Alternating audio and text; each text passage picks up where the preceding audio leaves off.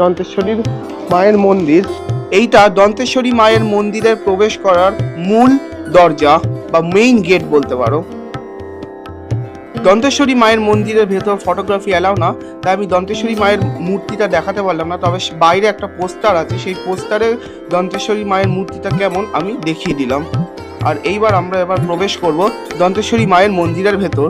এই যে দন্তেশ্বরী মায়ের মন্দির, বাইরে থেকেই ছবি তোলা, ভেতরে অ্যালাউ না, বাইরে থেকেই তুলে নিচ্ছি।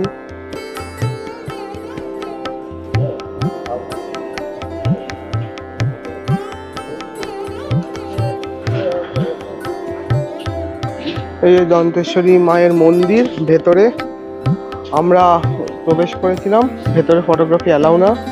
দর্শন করলাম, খুবই ভালো লাগলো। এর ভেতরে অনেকগুলো মূর্তি আছে, গণেশ মূর্তি, আরো সব মূর্তি আছে।